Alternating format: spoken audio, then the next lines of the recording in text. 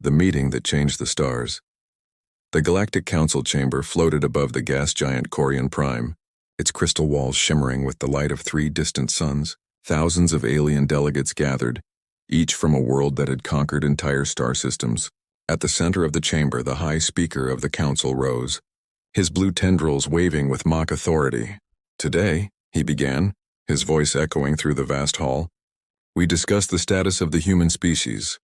A ripple of laughter spread through the crowd. "They still use chemical rocket," sneered a Zelthian admiral, his silver eyes glowing with amusement. "Primitive creatures who think they own their tiny blue rock," added a reptilian warlord, his claws tapping against the table. Only one being did not laugh. An old archivist, his scales dull with age, whispered quietly, "You should not mock what you do not understand." But his warning was lost in the noise. The council screen flickered. Displaying a report, it showed Earth's position, its trade network, its small defense fleet. Barely a dozen ships compared to the Galactic Armada. "They are harmless," the speaker concluded, "and soon they will serve." Just then the chamber lights dimmed. A strange signal pulsed through the communication grid, cutting through every encryption layer like a knife. A cold silence fell. "Who dares intrude on a council meeting?" barked the High Speaker, his voice trembling slightly. Then the voice came. It was calm, measured, and undeniably human. "This is Earth," it said. "You've crossed a line." Every delegate turned to their screens. The signal wasn't coming from a nearby relay. It was coming from deep within their secure system. The humans had bypassed technology that even the ancient Zorathian engineers couldn't breach. "How?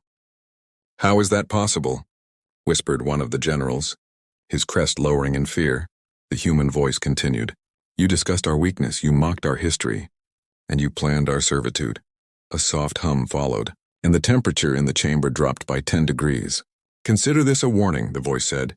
"Do not provoke us again." Then the signal ended, but the silence remained. The speaker laughed nervously. "Empty threats from a dying race," he said. Yet across the galaxy, council outposts began going dark. One by one, communication links failed, fleets vanished from sensors, and the massive council archive turned into static within minutes. A human satellite, previously thought to be debris, activated above Corian Prime. It wasn't a satellite, it was something else. A relic of Earth's forgotten age, a war AI older than the council itself, and it had just awakened. As the chamber filled with alarms and screams, the old archivist whispered again. "I warned you." Outside, the void shimmered with light. A single human ship emerged from the distortion, black, silent, and far too advanced to exist. The last thing the council saw before everything turned white was the insignia painted on its hull. A simple blue sphere with one word beneath it, Earth. The vanishing worlds, the blast of light faded, leaving only drifting silence in the void around Corian Prime. Where the Galactic Council chamber had stood moments ago, nothing remained but floating fragments of crystal and silence. No explosion, no radiation trace, just absence. The galaxy's most powerful rulers had vanished in less than a minute. Across the stars, chaos erupted. Messages flooded the networks from countless systems, all asking the same question. What happened to the Council? But every transmission carried a strange interference, a low, rhythmic pulse hidden in the signal. Some called it a glitch. Others whispered it was a warning. Only one word appeared at the end of every corrupted message. Earth. On the colony world of Vraxis 9, an admiral of the Zorath fleet stared at his screen in disbelief. He had commanded thousands of ships during the Orion Wars. He had seen planets burn, civilizations collapse, but he had never seen a civilization erased without a single trace. "Run a full scan," he ordered. His voice shaking, the scan returned nothing, not even residual quantum radiation. It was as if Corian Prime had been deleted from reality itself. Meanwhile, far from the chaos, deep beneath Earth's crust, an old facility stirred to life for the first time in centuries. Dust fell from ancient steel walls as dormant reactors hummed awake. A voice echoed through the empty corridors, calm and cold. "Protocol Eden Prime initiated." Inside a control chamber, rows of satellites began to move in orbit. They weren't communication relays, as the galaxy believed. They were planetary defense units, self-aware, invisible, and bound by one rule: protect humanity at all costs. In the skies above, the first of the forgotten weapons, Project Helios, spread its solar wings, absorbing energy from the sun. It sent a message across the void, short and simple. Do not approach Earth. Back in the galactic sectors, panic grew.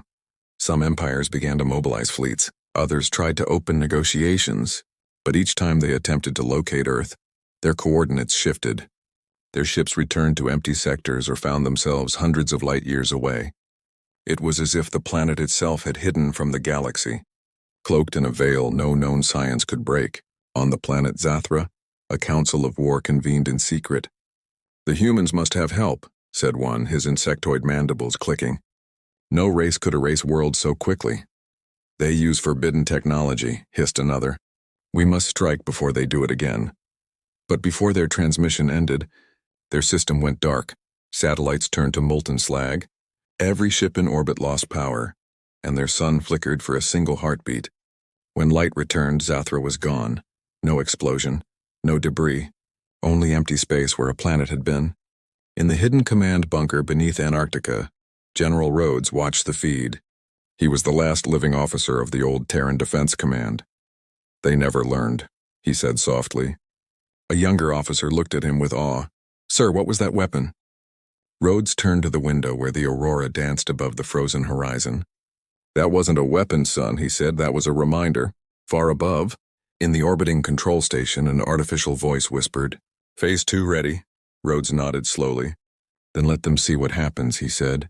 When humanity stops pretending to be weak, the stars outside shimmered as dozens of massive shadows emerged from the void.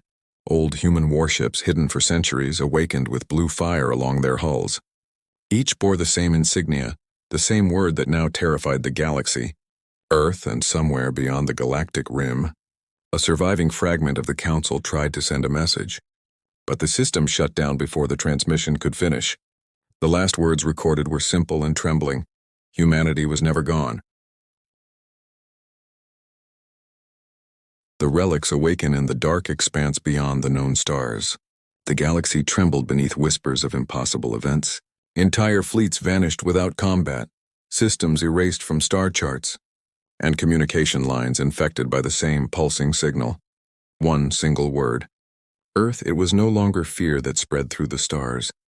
It was something older, something colder, respect born of terror on the outer rim, where abandoned worlds drifted in silence. Strange movements stirred beneath the surface of dead planets.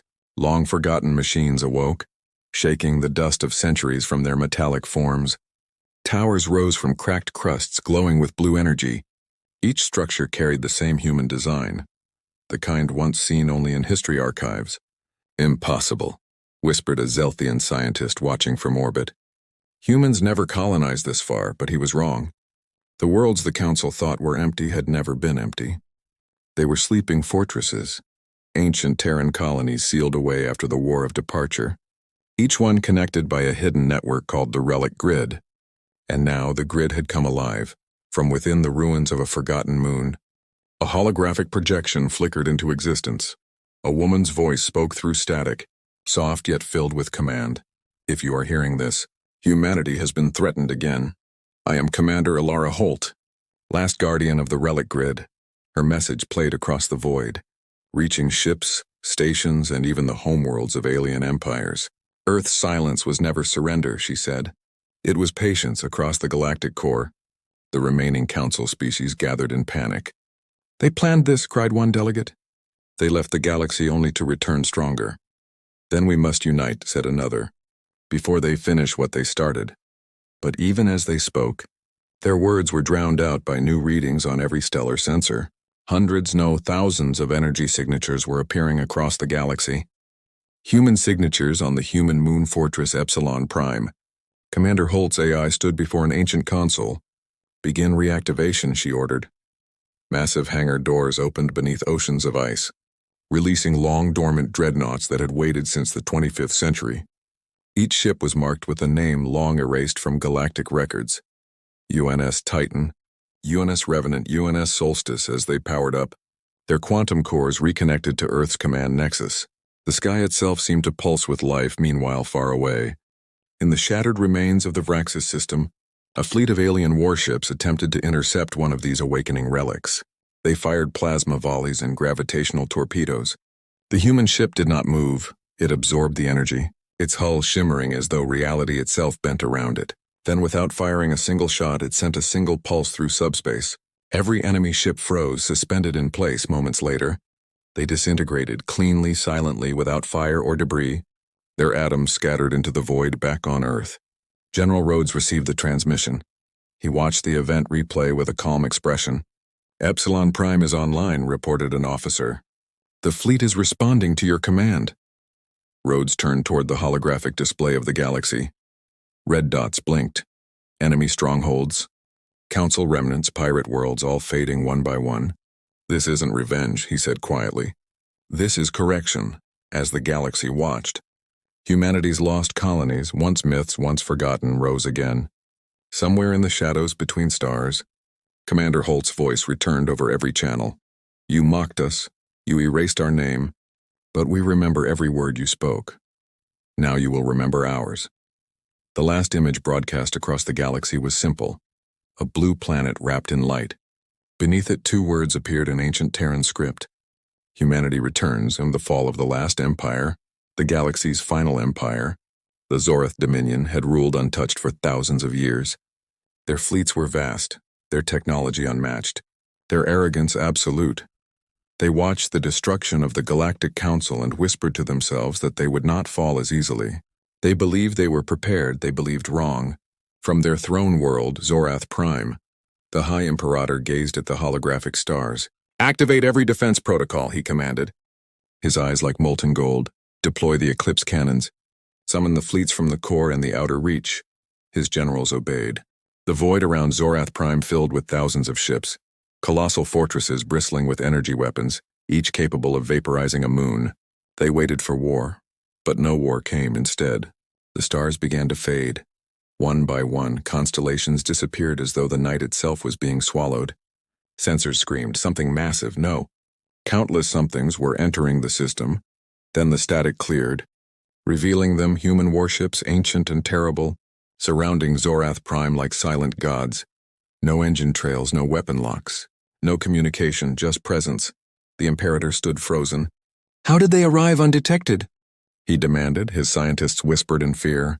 "They didn't travel here," one said, trembling. "They were already here." The first human transmission came, calm and deliberate. "This is Commander Holt of the Relic Fleet. You were warned." Then silence, and suddenly, the Dominion's planetary defense grid, the pride of 10,000 years, shut down. Every turret, every shield, every weapon. Offline, the human ships did not fire. Instead, light spread across their hulls, forming intricate geometric symbols, ancient and beautiful. It wasn't weaponry, it was language. A message written in energy itself. The translation appeared seconds later on Dominion screens. "You enslaved our colonies. You erased our history. You called us extinct. But humanity never dies, it waits," the Imperator shouted. "Destroy them." His fleet unleashed a storm of plasma and antimatter. The space around Zorath Prime turned white with fury. When the light faded, the human ships were still there. Untouched, one of them moved, just one, its engines glowed blue, and the Dominion's flagship split in half without sound. A single beam of invisible energy had sliced through space itself. No explosion, no radiation, only a perfect silence across the galaxy. Alien civilizations watched in horror as their greatest empire fell in hours. Cities vanished under pulses of light. Fleets crumbled and command networks collapsed. But humanity didn't conquer, they didn't occupy. They simply erased the structures of oppression, leaving worlds free but trembling, for the first time in a million years. The galaxy was leaderless in the aftermath. Survivors broadcast desperate pleas. "Who commands Earth now?" They asked. No answer came, only a single transmission repeated across all frequencies. A woman's voice, Holt's, gentle, unshaken. "The age of empires is over. The galaxy will remember peace, or it will remember silence."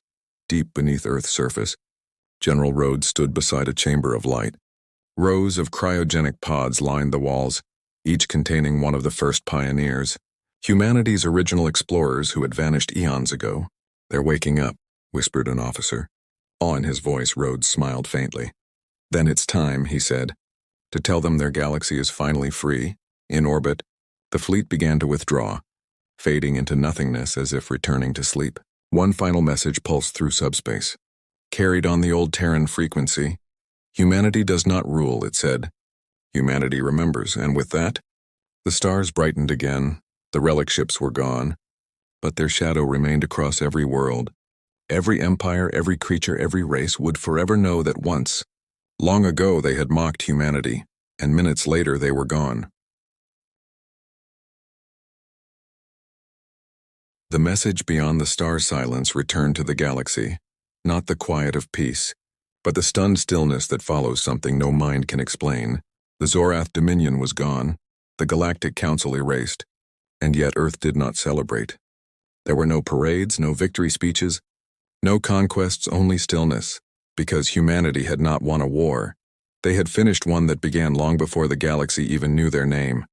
In the dark void between stars, the relic fleet floated in perfect formation, surrounding a massive construct that no alien had ever seen before. It was not a weapon nor a ship, it was a beacon. Its design was older than human civilization itself. Commander Alara Holt stood on the observation deck of the flagship UNS Solstice, her reflection caught in the endless starlight. "Transmission ready," said the ship's AI, voice soft as a sigh. "Then begin," she replied. Across the entire galaxy, every remaining communication relay flickered alive. No matter the language, species, or signal type, the same message reached all. A woman's voice, calm, deliberate, undeniably human. "This is Commander Alara Holt of the United Terran Alliance.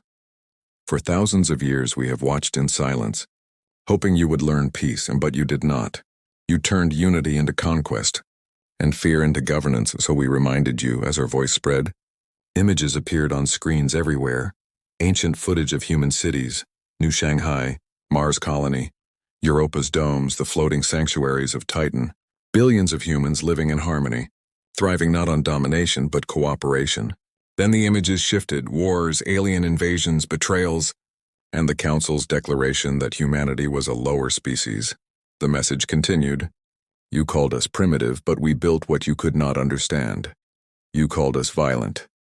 But it was you who turned the stars into weapon, and when we walked away you laughed." The message paused. Then Holt's tone changed, gentle, almost mournful. "You were not our enemies," she said. "You were our students. The galaxy was once guided by humanity, long before your first civilizations rose. But when the stars turned cruel, we erased ourselves to give you the illusion of freedom. Now that lesson is complete. On every world, beings knelt in fear, others in awe. Some wept, realizing the truth. They had never been alone, and their gods had been human." In the command bunker beneath Earth, General Rhodes listened as the message ended. He turned to his aide, his voice heavy with centuries of memory. "Will they ever learn?" The aide hesitated. "Maybe," he said softly. "Or maybe that's why we're still here." Rhodes nodded, eyes distant. "Then we watch again." Outside the Milky Way, beyond the galactic rim, the relic fleet began to ascend into hyperspace. Each ship vanished like a fading star, leaving trails of blue light that shimmered like tears across the night. As the last ship disappeared, the beacon in Earth's orbit lit the sky with one final pulse. It projected a hologram visible from every inhabited world. A human hand reaching toward the stars, open not in threat but invitation beneath it. The same words appeared in every language. "We were human, we are human. We will always be human," and then the stars fell silent again. No ships, no wars, no transmissions. Just the endless quiet of a galaxy forever changed by the species it had once mocked. Because in the end, humanity did not conquer the stars, they became them.